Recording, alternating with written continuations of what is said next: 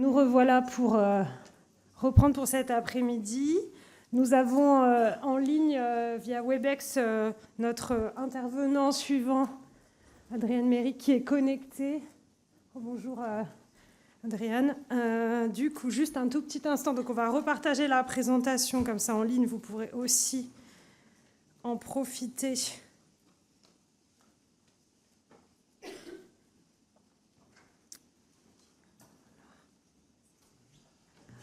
Adrienne, est-ce que vous voyez les slides défiler ou pas?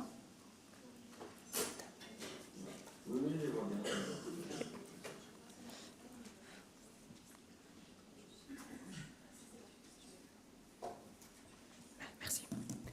Du coup, pendant qu'on met en place les choses, je vous présente Adrienne. Donc, Adrienne Méric, vous êtes Head of Unit à Common Audit Service. Vous êtes auditeur au sein du service commun d'audit de la DGRTD. Vous êtes chargé depuis 5 ans de l'audit auprès des participants aux différents programmes Horizon 2020 et Horizon Europe. Et d'ailleurs, je sais que vous avez été nommé il y a quelques mois responsable de cette unité.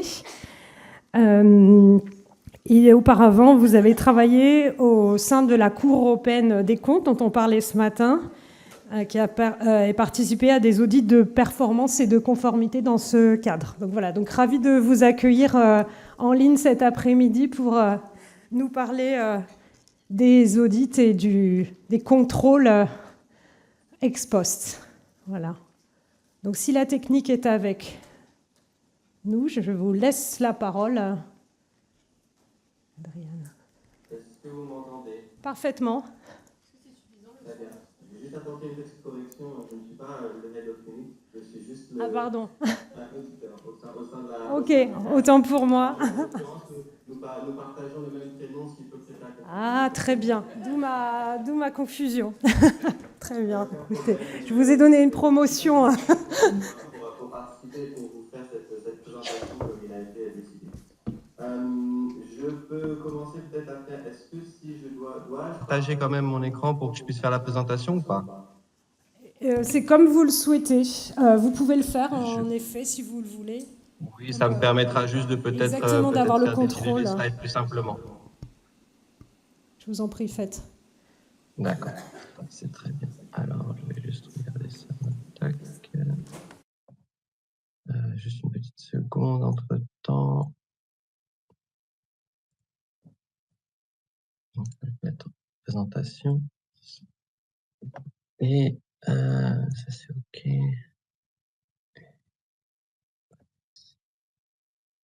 Donc, normalement...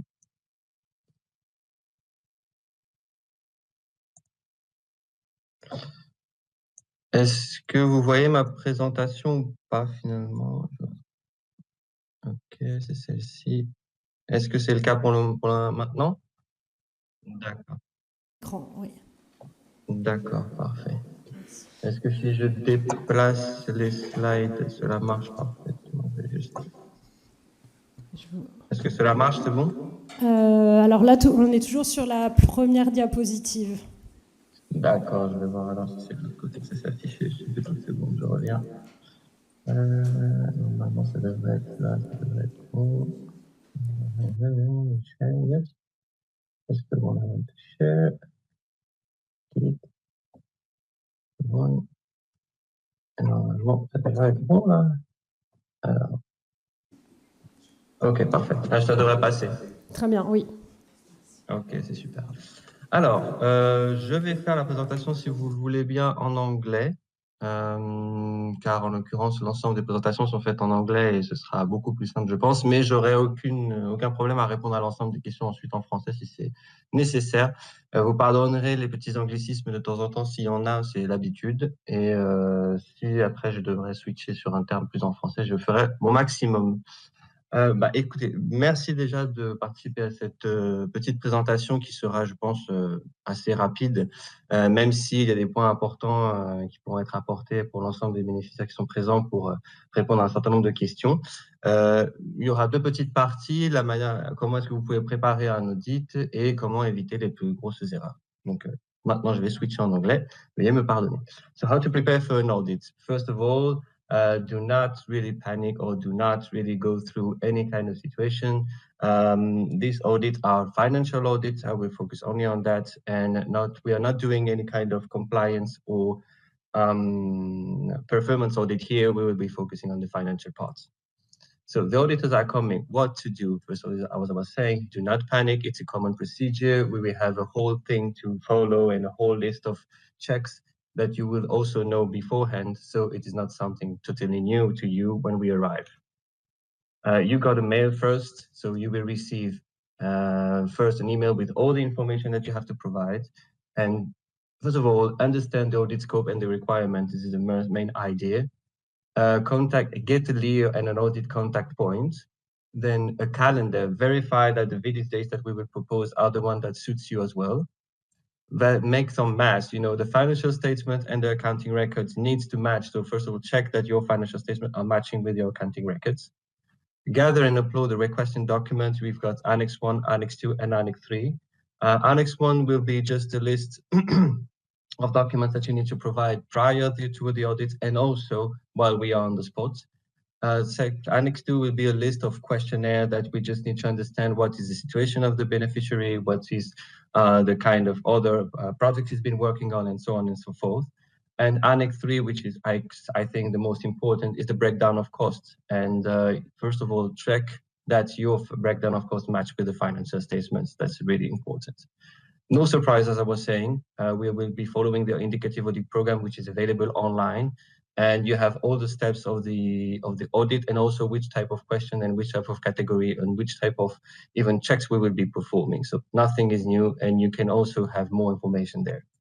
Questions, contact the auditor right away if you have any when you receive the email. He will be more than available, and will be trying to reply to all of your questions. Get ready. So you will see that first you need to prepare relevant stuff and also the documentation prior and during the audit. During the visit, do not hesitate to ask questions and also follow all the requests from the auditors, which will facilitate obviously the audit and also speed it up the process. And at the end of the visit, we will go through several steps. First, the closing meeting. We will also review all the findings, if there are any, that we've been spotting during the audit, presenting the preliminary conclusions, and also go through the process timeline, which is, okay, end of the audit, what will happen after that, and what will be the several steps that we have after that. If we have any missing elements, we will go through and try to get some deadlines for you to provide the documentation. Results are in. After that we go on the spot, we go back to Brussels, go through all the information you've been providing, draft the report. It will also go through an internal machinery and so on, to be sure that we have fair treatment above any kind of beneficiary, any kind of beneficiary. And once the results are in, then we will draft and send you the report. We will have 30 days to reply. So review in details the audit results, ask clarifications, questions if needed. If you have to draft a reply for any kind of document or any kind of findings you have, please add some supporting documents. Otherwise, we cannot check only statements. If you don't have enough time, don't hesitate to justify and ask for extension of requests. What's next? You will be, after that we receive all the reports, your reply to the report, we will draft additional comments based on that, and we will issue the final audit report. The final audit report, you have to learn on it and try to improve your methodology, because you will have recommendation associated to that. And it will be accompanied by the letter of conclusion. The letter of conclusion will describe the next steps, the findings and the implementations, but also the extension process, should it happen. Extension process, which means that if we reach a certain level of findings and materiality of the findings, we will try to extend and all the results to other grants that you participated in. Don't wait until the audit, it's very important. Prepare during the project implementation. So get informed on the legal obligations. You have the grant agreement and the annotated grant agreements, which are available, especially focus on Article 6 and Article 20. You have all the methodologies to declare the costs. Project file, if you can try to create a project file specific for the project, it will be very helpful to you, because should you have an audit, then you can also focus and get all the documentation from there directly. If you're not ready, unfortunately, it can be costly. We've seen that many times when we arrive to a beneficiary which has no documentation or cannot provide it on time, and it will end up with rejection of the costs. So the most expensive errors and how to avoid them. You will see that it's not because an error occurs many times that it's the most expensive one. On the contrary, we will have very expensive errors that occurs very rarely, but also have a really huge impact in terms of adjustments. Errors can be costly, especially, for instance, if you have no supporting documents, as I was saying. Keep the detailed documentation up until 5 years after the end of the project. So you have to keep all documentation available all the time. Cost incurred by entity not in the grant agreement. It happens many times that we have, especially affiliated, entities that try to claim the cost instead of the main beneficiary. This is an issue because if it's not mentioned in the grant agreement, we cannot accept the costs. And equipment full purchase instead of depreciation. We've been seeing beneficiaries trying to ask the full amount of an equipment while they should apply their cost accounting practice that they have within their own even state and also even their own company. So please follow your own depreciation policy, and or should it be an element that has been acquired for a EU participation or not. Errors can be costly, as I was saying. Missing or unreliable TRS, a time recording system. It is one of the main things that can happen to a beneficiary if you do not have a reliable time recording system. This could have a huge impact. We will see a bit later what are the conditions for the time recording system to be eligible and to be considered reliable. The wrong calculation of daily rate and maximum declarable days equivalent. We've seen some issues with check with the rules, and you do not perform the calculation as it's supposed to be done and described both in the grant agreement and especially in the annotations to the grant agreements. Deductible VAT, it's been a case for many FPs now. We've been seeing that VAT, even if it's supposed to be recoverable, hasn't been declared by the beneficiary. I mean, it's been declared by the beneficiary the full cost of VAT included, whereas it is recoverable. If it is the VAT according to the national rules is recoverable, and the company can recover on it, you should not declare it. The most common errors now, so that's the thing that happens very often. So errors per cost category, it is not a surprise, happens many times in the personal cost category. Other goods and services, equipment, and internally invoiced goods and services. You can see that in any case, personal costs are occupying 65% of the type of errors that we deduct. This is a term of amount, not a term of frequency, but still, if it's in terms of frequency, we have 63% of the cases. It's on personal cost. So we have a big chunk of all the findings happening there. Keep in mind that, for instance, if we take another cost category that is not mentioned there, which is the travel costs, we have a lot of findings in this cost category. Most of the time, frequency is 18%, but it represents only 1% of the adjustment. So very small adjustments, but a lot of findings in this cost category. So be careful on the cost category of travels. Frequent audit findings on the personal cost. We will see that I will just through all of them just for you to have a bit more helpful. Daily rate and the actual cost. The daily rate it should be per full calendar year and not per reporting and not per reporting period, but with the months within the calendar year. So be careful that we have to consider only the reporting period and the month within the reporting period. The daily rate is not based on the maximum declarable days equivalent, and also according to calculation and day equivalence. Most often we can see that you did not apply the rounding rule as it hasn't been followed. Keep in mind that you have a rounding rule both for the day equivalents that for the calculation of the maximum declarable days, but also for the days that you're declaring for any kind of timesheet that you have. So be careful on that. You have two types of rounding that needs to apply. Then you have a round conversion of hours to the equivalent. We will see a bit later, which is the methodology that you have to follow. It's been described in the annotation of the grant agreement, 3 options, and I will follow up on that. And the time claim, TRS often are not or partially compliant, and it is important that the difference between the time claim and the TRS does not occur, which is quite often at the end. We're receiving Annex 3, where we can see the time that has been declared, but then we end up with different times that are on the timesheets. So it's very important that you have a matching between the two, which is supposed to be the case. Daily rate calculation per reporting period. This is now a kind of a big technical. I will go through this, sorry. It is the recommended methodology by the Commission is to follow per reporting period. However, we will see that you also can go per calendar year, but try the reporting period. It makes things a bit easier. It's also a choice for you, obviously, but it is also something that has been recommended. The report, if we have a reporting period, this is a first example. If we have a reporting period going from January 2022 up until 31st of March 2023, so 15 months, but an employment period for instead, let's say, for one employee from 5 of March 2022 up until 31st of March 2023, and a work pattern like this, first 3 months, 50%, from June 2022, 100%, parental leave of 2 months in February and March 2023. It is a very, very exceptional case, but we try to get an example with all the kind of complexity of the calculation that we can have. So the maximum declarable days equivalent would be 200 divided by 12 multiplied by 2.86, considering only 30 days per month, multiplied by 0.5, which is the work pattern here. And we have plus the 215 divided by 12 multiplied by 10, the 10 months that we still have, minus the parental leave that cannot be considered in the calculation, and we end up with 169 days. To calculate the rate, we take the remuneration cost from March 2022, which is the moment he or she started working for the company, up until March 2023, divided by the 169 days.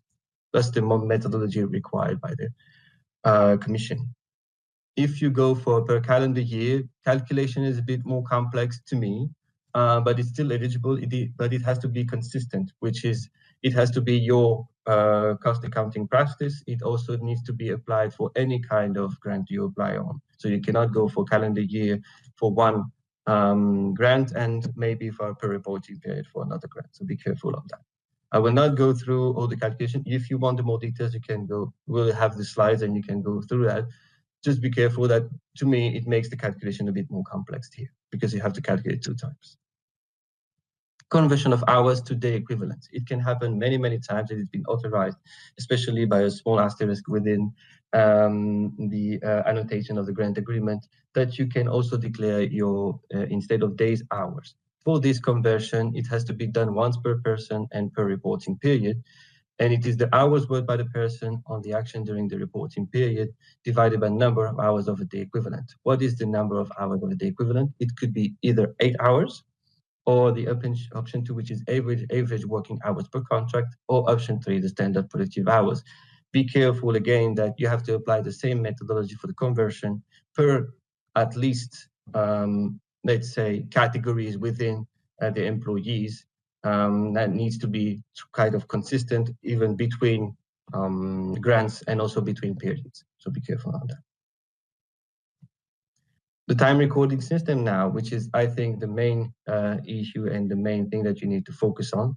You have 5 minimum requirements within the time recording system: acronym and number of the projects, the participants' full name, the full name, date, the signature of the person working on the project, numbers of days per month worked for the project in the period covered by the time record. Be careful to these conditions or these criterion, because it's the main one that will lead to later on to alternative evidence should it not be fulfilled.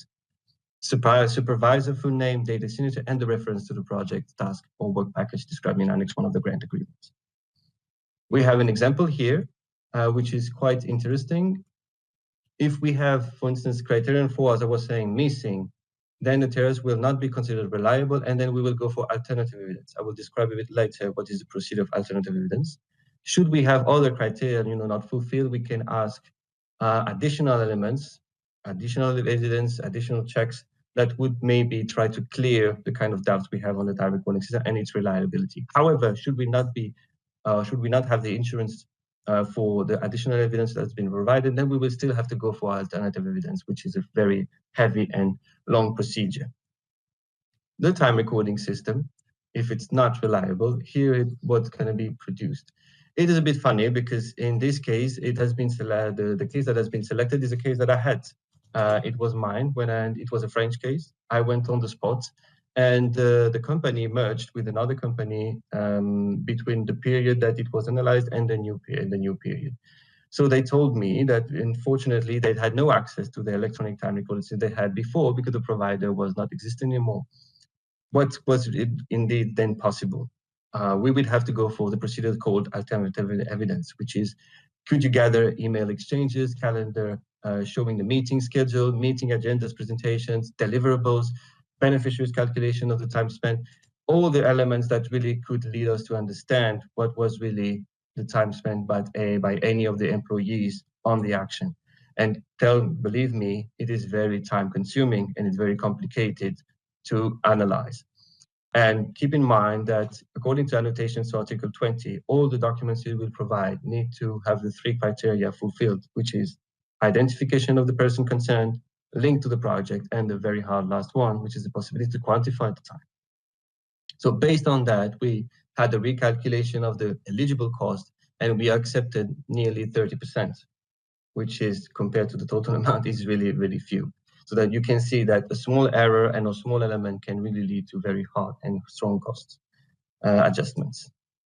If we have another case here, another example of the time recording system, you can miss, for instance, the project number, miss the signature, and also miss the same day signature we can have, because sometimes you're signing on the same day, which is almost a bit doubtful. And you can also miss this supervisor name. In this case, we can try to go for additional evidence, which could be interviews with project manager, interviews with the staff members, procedure to create projects in the TLS and their internal codes, project internal code list, and so on and so forth. Any kind of element which would help us to have more insurance of the time that has been claimed for this person and for this specific year or period. In summary, so you can see a bit short, the personnel as expected is a key source of error, so be careful on this very cost category. Well-known rules still still lead to errors. For instance, the VAT. We can see that we have a lot of errors in this cost category. We understand that it's sometimes a burden to try to eliminate the VAT for some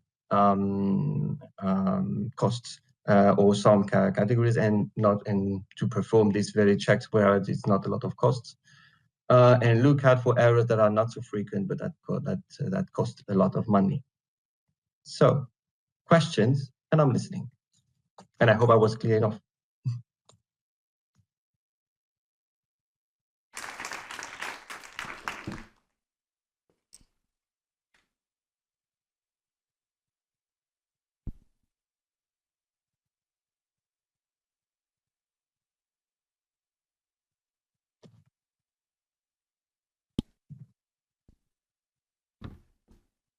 Sounds that all is clear, Adrian.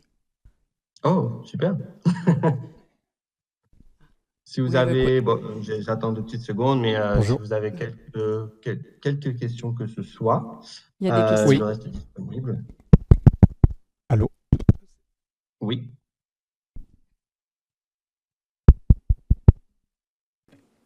Allô? Oui, bonjour. Sébastien Just, Société Scienceco, ça marche? Non. Je vous entends.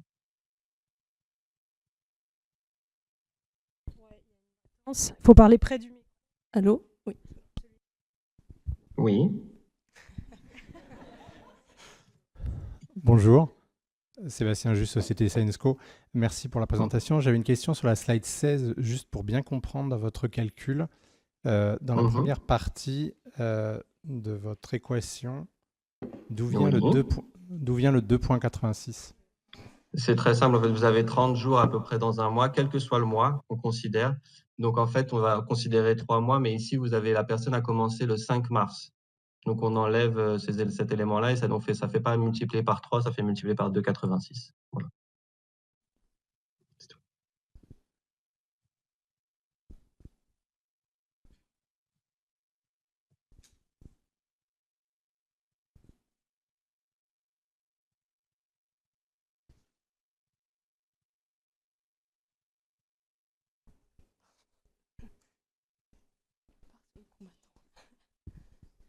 Bonjour, Aline Dedvis de l'INSERM. Ce serait par rapport aux missions, pour notamment justifier le lien avec le projet. Quelle pièce justificative vous conseillez de garder pour justifier justement la nécessité de la mission, le lien avec le projet, toutes ces choses. Vous voulez dire pour les travels, hein, pour les voyages? D'accord. En l'occurrence, vous avez à ce moment-là, il y a pas mal de points que vous pouvez avoir pour justifier le lien avec le projet. En général, si vous avez une convocation, par exemple, si c'est une réunion entre différents bénéficiaires, vous pouvez avoir aussi euh, tout élément qui, pour moi, c'est très varié, donc là-dessus, je ne pourrais pas vous donner une réponse directe. Mais en l'occurrence, dès que vous avez aussi je dirais, dès que de toute façon le titre même du voyage, en tout cas, est en lien avec la mission, quel que soit votre projet, il n'y a aucun problème là-dessus. C'est vraiment si on peut voir un voyage, par exemple, je vous dis une grosse bêtise, hein, un voyage au Maroc alors qu'il n'y avait rien de lien, en tout cas sur place, il n'y avait pas de réunion, vous n'avez rencontré personne qui est en lien avec le projet ou autre, bah, ça va être beaucoup plus compliqué de le justifier en l'occurrence. Mais pour tout ce qui est... oui, Les cas auxquels je pensais, par exemple, c'est sur des conférences ou des colloques où le sujet ouais, va être en lien avec le projet, mais oui. où la question du lien, de la nécessité, c'était par exemple, il me semble qu'on avait déconseillé de justifier ses coûts de déclarer ses coûts sur le projet s'il n'y avait pas Mhm. forcément de communication en fait ou de poster de présenter, ce type de choses. Oui, ça peut être le cas, mais ça dépend. Vous pouvez aussi ne pas réellement être actif, je dirais, sur la présentation, hein. C'est pas, en tout cas, sur une réunion. Si celle-ci, quand même, est en lien avec le projet, s'il y a de toute façon un élément concret qui le fait, enfin, qui fait lever le doute, en tout cas, sur le fait que vous ayez voyagé vraiment dans le sens du projet, pour nous, il n'y aura pas de problème là-dessus. Mais je vous dis, par contre, c'est un peu un cas par cas là-dessus. Donc, je ne peux pas vous donner une réponse définitive. Quand on voit, c'est le professional judgment qui rentre aussi en compte, hein, mais bien sûr, et on ne peut pas de toute façon, j'allais dire au niveau financier, on ne peut pas mettre en doute les éléments techniques. Donc, de toute façon, s'il y a des éléments techniques et que vous pouvez nous prouver qu'il y a, il y a bien un lien entre, de toute façon, la réunion auquel vous avez participé et le projet, il n'y aura aucun problème, bien sûr, même si vous n'avez pas eu une participation active. D'accord, merci. Voilà.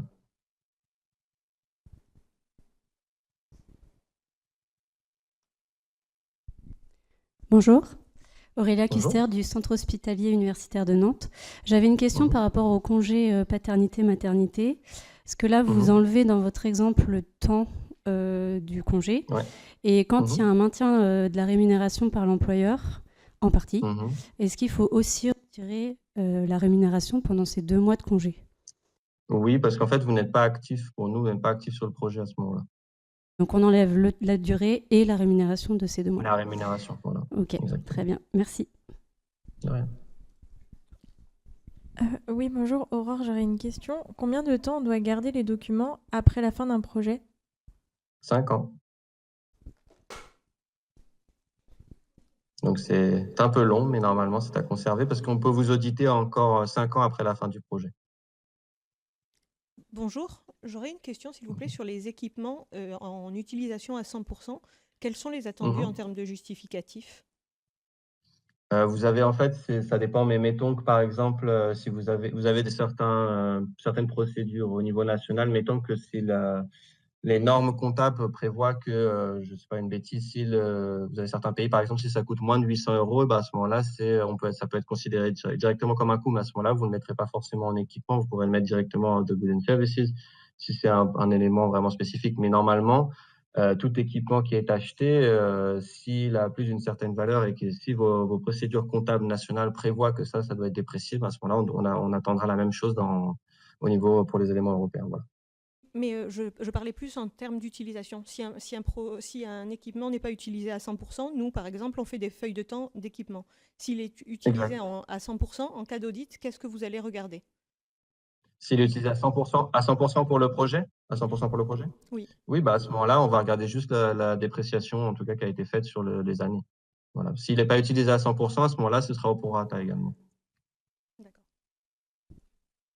Par exemple, je vous donne un exemple bête, un équipement qui est utilisé à 50% sur le projet, 50% sur autre chose. Nous, on va prendre en compte la dépréciation sur 50% de l'utilisation. C'est tout.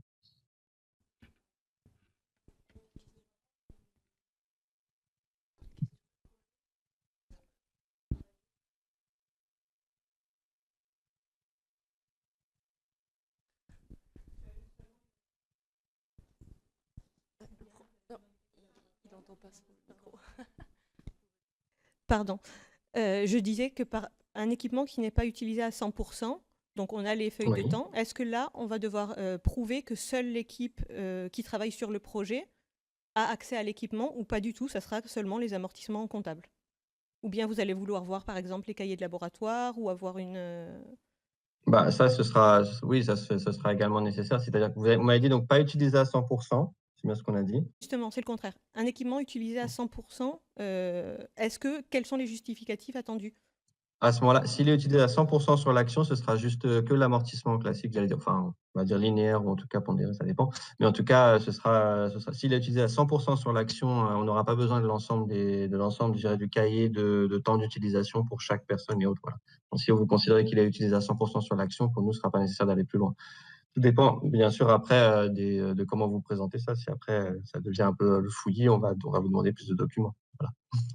D'accord, merci. Ouais. Bonjour, Charlie Colonne, l'Université Marie-Louis Pasteur. J'avais une question concernant les feuilles de temps des enseignants-chercheurs. Alors j'avais en tête qu'il fallait que les feuilles de temps soient remplies et signées à M+1 du mois à étudier. Donc c'est-à-dire que des feuilles de temps de février devaient être remplies et signées en mars, pardon. Est-ce que c'est vraiment quelque chose qui est regardé? Qu'est-ce qui est attendu de votre côté là-dessus? Parce que nous, en fait, on n'est pas tout à fait certain de ce qui est attendu derrière, et donc on aimerait appliquer en tout cas ce qui doit être, ce qui est obligé en tout cas. Je vous remercie. Oui.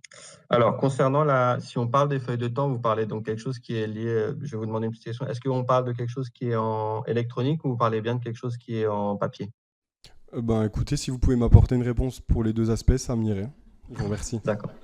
Alors, pour ce qui est de papier ou en tout cas électronique, il y aura à peu près les mêmes règles. Juste pour électronique, on va avoir des checks supplémentaires concernant est-ce que vous avez un login, un logout, quand est-ce que vous pouvez avoir accès. Enfin, en tout cas, quelles sont les règles après, si le superviseur après a accès, qu'est-ce que vous pouvez modifier ou pas via les éléments électroniques.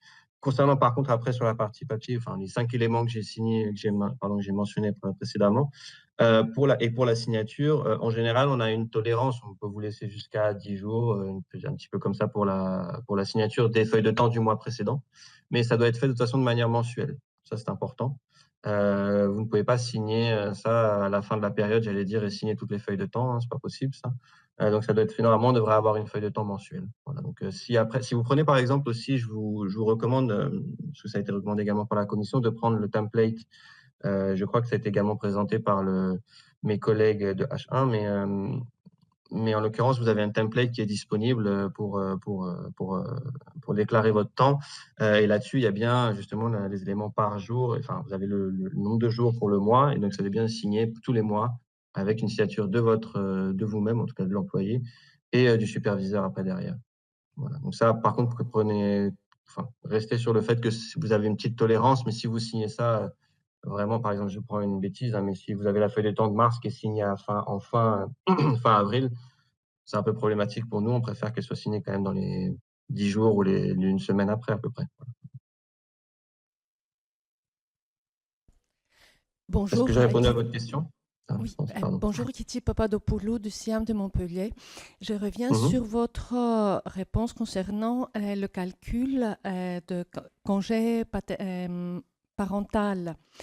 Oui. Si j'ai bien compris, vous avez dit que du moment où on enlève le nombre de jours de congé parental, nous enlevons aussi le montant de salaire qui est versé à l'employé. En revanche, nous sommes d'accord, quand il s'agit des arrêts maladie, il n'y a pas de retrait de salaire pendant l'arrêt maladie.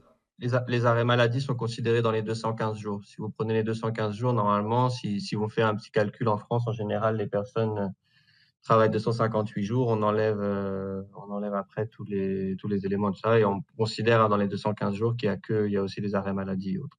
Voilà. Donc, vous n'avez pas besoin de les enlever pour les arrêts maladie. À part si c'est une maladie de longue durée. J'entends par là une absence de très très longue durée. Ok, merci. De rien.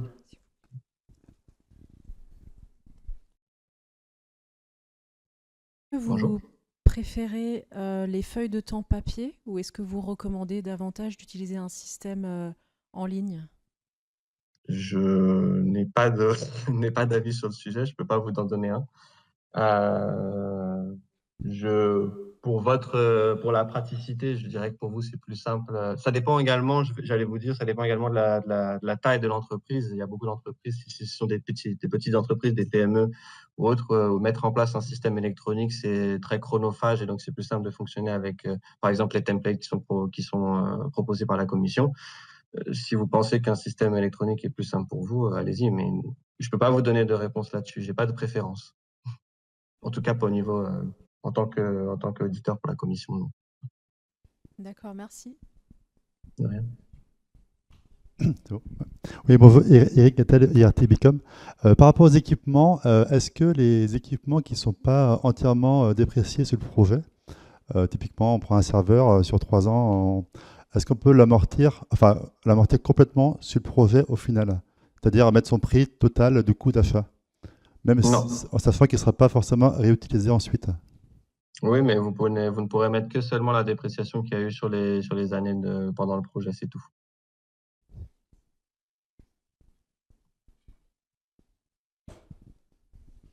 Bonjour, Ndala Ramon-Arslanian du CNRS. Je voulais savoir s'il fallait traiter dans le calcul du taux journalier le temps incomplet de la même manière que le temps partiel. Qu'est-ce que vous entendez le temps par incomplet, c'est un emploi qui est créé sur un temps de travail inférieur au temps légal. C'est-à-dire que c'est un emploi qui est créé à 50%. C'est pas l'agent qui, lui, décide de travailler à 50%, mais c'est le... Oui, c'est pareil, ça revient au même alors pour nous, c'est pareil. Ok, merci beaucoup. C'était notre analyse, mais on voulait vérifier. Merci. D'accord. Bonjour, Nizar Larabi. Encore une autre question du CNRS. On a eu le débat dans le cadre d'audits externes, alors pas du CAS, mais de cabinets privés qui est mandaté par la commission, sur le calcul de l'amortissement. Est-ce que, et là ça nous a fait douter parce qu'un cabinet nous dit qu'on est sur une année à 360 jours et l'autre à 365. Donc voilà. Ok. Qui vous a dit que c'était 365 et 360? C'était le cabinet vous a dit 360 jours et sinon c'est 365, c'est ça? 65. Moi, je verrais une année à 365 de base. Je vois pas pourquoi ce serait 360 jours. J'arrive pas à comprendre la question. Non, mais c'est pour ça que je vous pose la question. Merci beaucoup. D'accord. Vous me posez une colle parce que je n'ai pas vu j'ai pas vu de ça. J'ai jamais vu ça et je n'aurais jamais fait un calcul de ce type-là. Donc, en l'occurrence, non, je considérais une année à 365 jours de toute façon. D'accord. Merci beaucoup. De rien.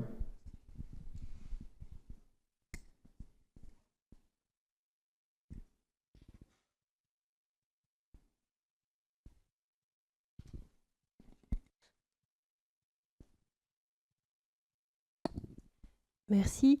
Moi, j'avais une question concernant la date de signature des feuilles de temps.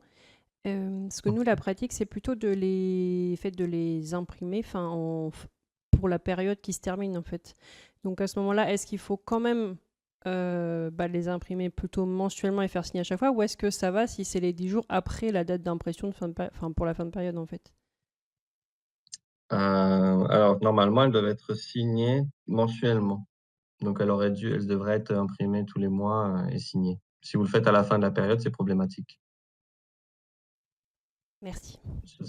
Pour vous dire, ce serait un élément qui après nous amènerait à avoir des doutes sur l'authenticité, en tout cas, de ce qui a été signé. Et à ce moment-là, on vous demanderait de nous donner des éléments additionnels pour qu'on puisse contrôler vraiment que vous avez un suivi mensuel.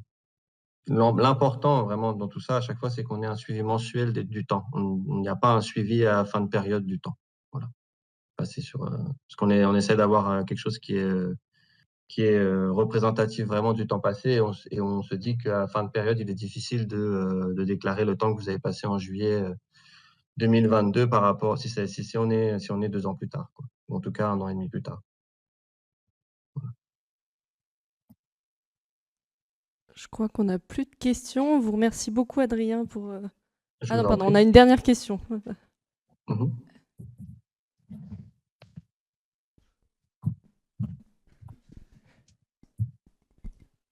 Bonjour, je suis Diana Posso de CNRS. J'ai 2 questions. Vous avez indiqué à la page 11 que les dépenses doivent être spécifiquement indiquées dans le Grant Agreement, alors que dans les projet collaboratif, on n'a pas ce genre de détails. Du coup, ça veut dire que si ce n'est pas indiqué, on doit automatiquement les considérer comme inéligibles. Et une autre question, c'est sur l'organisation des conférences. On sait bien que les social dinners sont inéligibles. Du coup, cette instruction, elle est toujours maintenue ou c'est-à-dire quand on organise une conférence qu'on a prévue dans ce cas d'un grand agreement, est-ce qu'on peut la garder ou pas comme éligible? Alors, juste la première question, vous pouvez la répéter?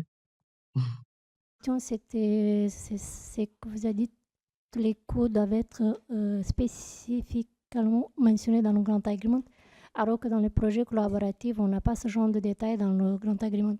Oui, c'était pas. Alors, juste, je vais répondre à la première question. En fait, c'est pas ce qui doit être spécifiquement mentionné dans le grant agreement, c'est pas forcément les coûts, parce que c'est cost incurred by entity not in the grant agreement. Ce à quoi je faisais référence, c'est que si vous devez mentionner l'entité affiliée dans le grant agreement. Si celle-ci n'est pas dans le grant agreement, elle va pas être considérée comme éligible. C'est ça que je voulais mentionner. Parce que souvent, il peut y avoir des cas où vous avez une entité affiliée, ou en tout cas une filiale ou autre, qui travaille directement pour le bénéficiaire, qui a déclaré qui voudrait déclarer des coûts. On leur dit non, à ce moment-là, c'est pas possible parce que vous n'étiez pas prévu dans le grant agreement. Si vous pourriez être une entité affiliée prévue dans le grant agreement, à ce moment-là, c'est possible de déclarer des coûts. Mais autrement, non. Voilà un peu sur l'éligibilité. Et votre seconde question qui portait sur les social dinners. Et également, ici, ce qu'il faut savoir, c'est quel est le motif vraiment du social dinner, du social corner? Est-ce que c'est vraiment pour le projet? Est-ce que ça englobe plus d'autres projets également? C'est là-dessus où, en fait, c'est un peu du cas par cas et je ne peux pas vous donner une réponse définitive, mais il est vrai que si vous organisez une conférence et qu'il y a un social dinner là et qu'il y a des coûts qui sont liés à la conférence, il faut voir après quels sont vos règles internes en termes de remboursement des coûts et autres. Et c'est pour ça que je suis désolé, je ne peux pas vous donner une réponse définitive là-dessus. C'est vraiment du cas par cas. D'accord, merci beaucoup. Je suis désolé. Bonjour, Léontine Boulet, CHU de Tours. J'ai une question concernant les 3 options que vous avez évoquées. Oui. Donc sur le nombre d'heures annuelles, est-ce qu'un établissement peut changer de règles en cours de projet? Par exemple, passer de, je ne sais pas, 1575 heures annuelles à la règle standard 1720 heures. Non. Non, vous êtes censé avoir une certaine consistance pendant tout le projet, en l'occurrence. Et même en l'occurrence, ça devrait être à peu près la même méthodologie qui est utilisée pour les mêmes catégories. C'est-à-dire que vous pouvez avoir une méthodologie différente d'une catégorie d'employés à une catégorie autre. C'est-à-dire que vous pouvez voir l'option 1 ou l'option 2 en fonction de ces éléments-là. Mais si celle-ci est appliquée une fois au début de la période, vous ne pouvez pas la switcher et changer entre une. Pardon? On ne vous entend plus, Adrien. Ah, excusez-moi, est-ce que vous m'entendez là ou pas? Non, pourtant, je suis en live, j'ai rien fait. Est-ce que vous m'entendez?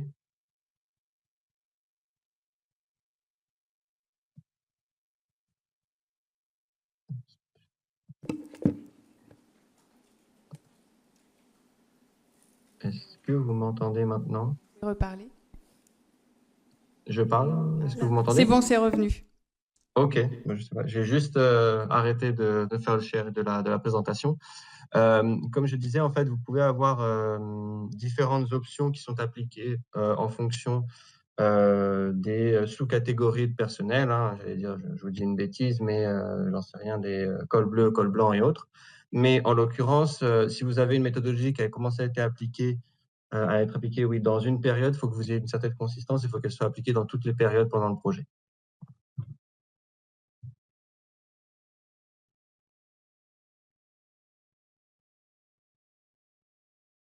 Votre présentation et vos réponses aux questions des participants. Merci beaucoup. De rien. Bonne continuation. Merci beaucoup.